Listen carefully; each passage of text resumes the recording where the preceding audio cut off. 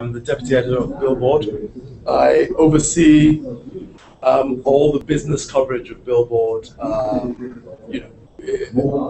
the world. We're mainly focused on the US, but we kind of have a global view. I kind of also very keen on international in terms of the music business as well. Billboard is focused mainly on the business of music. But also on the artists as well. And we have several spin-offs of our brand, which covers conferences and live shows and an award show that we have every summer. Okay, so due to what you do at Billboard, how exactly does your day run? My day probably starts at something like 6:30, 7 a.m. New York time. I'm based in New York. When I start checking emails and sometimes Twitter to see what news is broken out there in the music business. Sometimes things break overnight, be it late time after I went to bed, or usually out of the UK on a different time zone. So I start by checking my iPhone and seeing what's out there, knowing if I have to put out any fires before I get into the office, it typically goes from there. I get into the office and just see what kind of coverage we're going to give to a particular story, either online or think about a story we'd like to do deeper analysis in the magazine. So what's your story? Where did you start from? How did you start? When did you start? What challenges you faced when you started? It's an interesting story. It started out in Nigeria. I went to Obafemi Awolowo University in Ife, and I studied zoology, and I probably found zoology a little bit boring, and as a way to fill my time and do something I really liked, I used to write on a magazine, which was kind of different from most of the other magazines on campus. Like the old magazines on campus used to be, when I was at university, used to be kind of a little bit more judgmental and kind of questioning of morals of people and stuff like that. And we had this magazine which was just focused on how cool people were and just gossiping about the kids of the rich and the famous. And the magazine was called Rock Shop. And we had a lot of fun. We used to be really creative about the way we tease people. We were never nasty about it. We'd use silly little puns and make fun of people. But it always kind of focused on the people everybody else wanted to be like, and everybody else wanted to be cool like. Now here's a fun fact about Rock Shop. We used to have a student advisor. A guy called Adegoke, that was his last name. I never remember his first name. So we had a student advisor, and he used to have this friend who used to see them, who used to come into his office and say, I really like what these guys do. I really like what they do. This guy was doing his masters. This is his friend of the student advisor doing his masters at Ife at the time, and they tell that guy is Dele Momodu, and he went off and created innovations shortly after. And I kind of like this when I started seeing innovation years later. It was kind of like, wow, this is kind of what we would do without photographs, because we were students, right? We had nothing, and it's kind of clearly some sort of like inspiration, because nobody else was doing anything like that on any campus. Right, so it's kind of like a little fun fact that whenever I see him, I'm going to tease him about it and say, "Hey, we created that multimedia business you went on to do." What was the other question? Oh, challenges. So then I moved to London. I moved back to London, where I was born, and And again, I kind of worked initially in the hospital. I did all kinds of stuff, and used to work in a lab, and I got bored of it. And I thought, you know what, I really am going to try and chase the journalism thing that I played around with at university. And I started out working in a couple of small business magazines. I kind of found myself just more interested in writing about business. For I don't know, I'm not sure why. I just kind of found that more interesting. I think the reason was that it was just that I did a course at university in England where at a short journalism course, and one of the things I had to do was interview a lady about the loss of her son, who had died in some sort of gas poisoning thing. And this woman telling me about the death of her son just kind of traumatized me. I was like, I do not want to talk to people about real things. I'd rather talk about, sort of, sort of the abstract things, financials, numbers, that kind of thing. Something that's not going to keep me crying at the end of at the end of the interview. And so I go into business journalism, and I worked a couple of places. But my first love was to write about the music business. And I went to Music Week, and I offered to work for free. I think I did for a week, and at something, then I went away and I worked some other places. Then when I came back, they said, "Yeah, we remember you. Come and work with us." And I started working with them.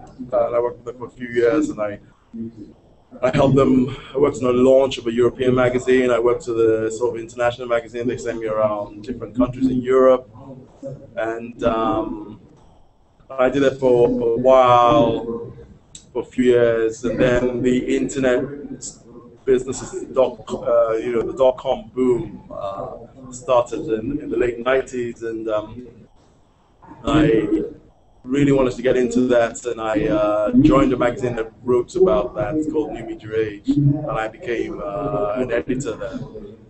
And I still kind of focus on the music side of things, even while editing, because I could see way back in the 90s that the music business was going to go digital. And I wrote about internet startups and VC funding and all that kind of good stuff.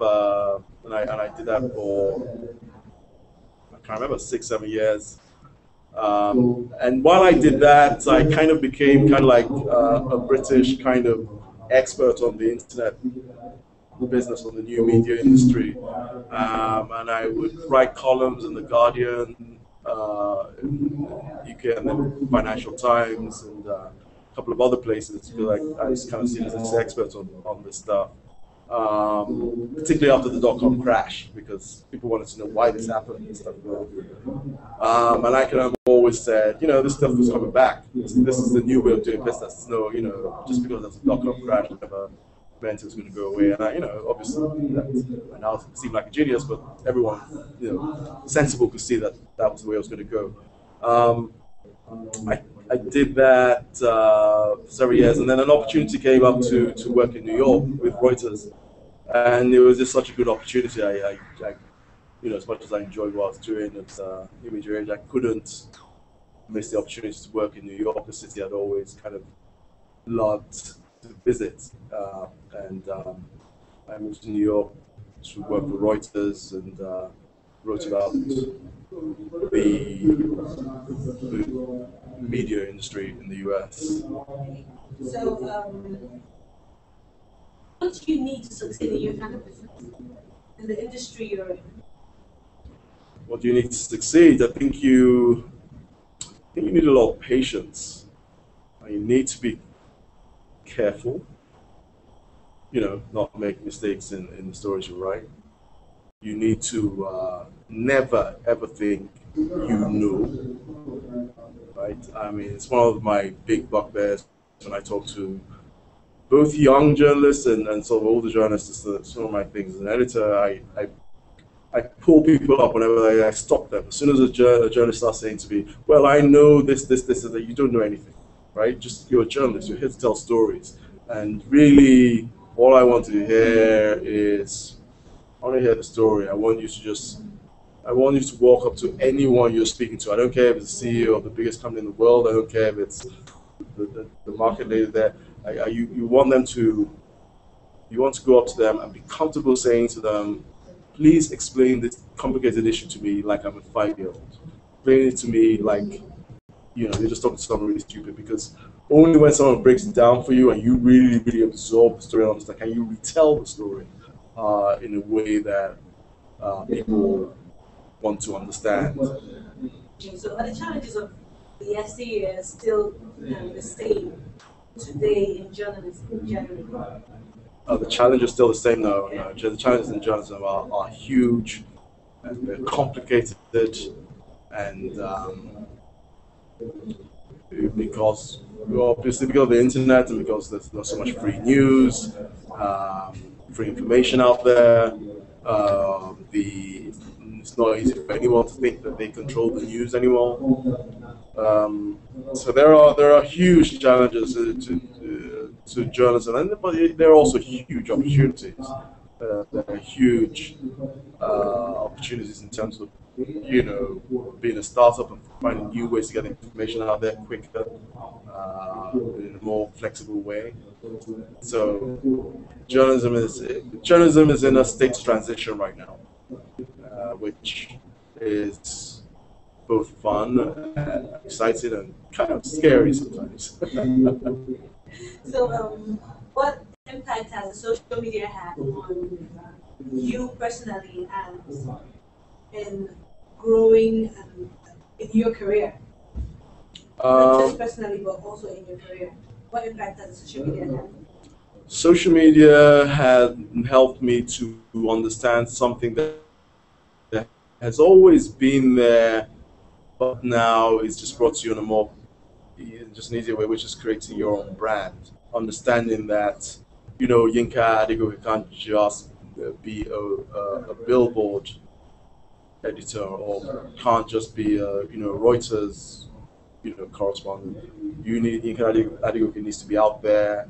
I tweet under the handle Yinka Writes. I mean, actually, when I started out doing the work, when I used to say Yinka Reuters, and then you thank, because Twitter is flexible. I tweaked my handle long before I actually thought I was going to leave Reuters, but because I realized, hey, it's about my brand and who I am, and um, this it's more important, even while you're being loyal to your employer or to whoever your partners, whoever you're working with, um, that you also known as a value adding quantity yourself, and not just another employee. So social media helps, makes that, facilitates that, right? It makes that so much easier, so much more natural than in the past. Okay, so what do you know now about the media that you didn't know when you started? About the media business, the business of Yes. media, or The business of media, and then the business of media. What do you know about it now that you didn't know about it when you started years ago? when I started years ago, I honestly never, if you start out as a young journalist, you kind of underestimate the power of media. You do. You just take it for granted. You're a young person and you're starting out, and all these people want to do interviews with you. You have all these PR people calling to TV and business journalism. You have a lot of PR people calling and make you feel very special, important. And sometimes you just don't never take a step back to think about why that's the case. That's because traditional media is powerful. Um, even some small outlets have power within their niche, right? I mean, and it's a very easy thing to just overlook because oh, that's just the way it is. Actually, um, it still sometimes catches me by surprise. Um, the power that the media has to shape thoughts, to to uh, to construct received wisdom, and where everyone just goes along with the flow because they've been told to think this thing, and people go along with it. And that's kind of the power of media. I mean, and then sometimes you just you don't see it because when you're in it, you can't see the forest for the trees. It's just right up in your face. So, where do you get your motivation from? What inspires you to follow YouTube? I get motivated to tell great stories, right? I mean, nothing makes me happier than a journalist. As an editor now, so I do less writing now. So, but as an editor now, I still get warm tingly feeling when someone puts a story in front of me, and I just like read the first few graphs and think, yes, you're telling me a story, you're telling me something that I can't see anywhere else. I mean, I still get huge buzz when I know anywhere I worked, when you have an exclusive story, and that kind of scary feeling before you hit the button, to put the story out, because when this. I used to work at Reuters as an example. The times you had a story that could move a market, right? And because all the traders would have Reuters terminals, and you had a story, you'd hit the bottom, and the story would go online, and you just see the shares start to move up or down, and it's like it's a great buzz, and it's the same, and that happens in all kinds of different ways, and not just with markets. It happens with customer sort of reaction, people making calls, people reacting to stories, retweets going when you tweet a story. It's all very exciting. I mean, that's the motivation, right? The motivation is that people are reading this stuff, people are excited by your story, or people are buzzed by your story because, wow, I really didn't know that. If if all you're doing is just writing another version of the same thing that somebody else has, it's kind of, well, I mean, we can all construct great leads. We all went to school. So, what plans do you have for the next 5 years in your career? Next 5 years of my career. Wow. Listen, to do great things with Billboard, really, because we've just relaunched our magazine, and I think, and we just relaunched our magazine at a time that I believe, and we certainly believe as a company, but I personally believe that the music industry is on a rebound, right? It's going to be a very exciting, challenging, but very exciting time in the music industry. And the thing is, as a business journalist, I mean, writing about the dot-com crash, for example, was exciting as a journalist. Right? It wasn't just that. Oh well, all these companies are going out of business. People who were throwing, six-figure sum parties a few weeks ago are, letting people go or something. This as a journalist, these are just great stories. Just crazy things are happening. People, and the same thing with the music industry because things are changing. There's so much, upheaval. People being fired, people being let go, people being employed. Different things are happening, right? It's an exciting time to watch a new business being rebuilt. Look through your journey, right? One word, how do you describe that word?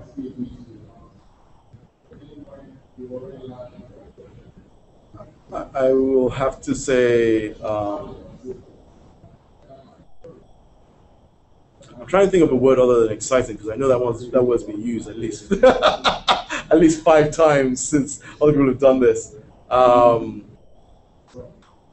Unpredictable, right? I mean, I had no idea I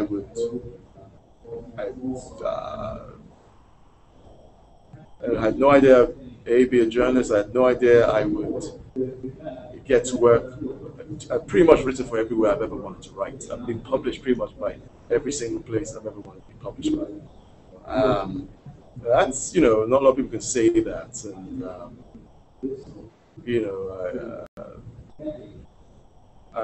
so I couldn't have predicted that, right? So it's been unpredictable in a very good way. Thank you so very much for your time. So, thank you.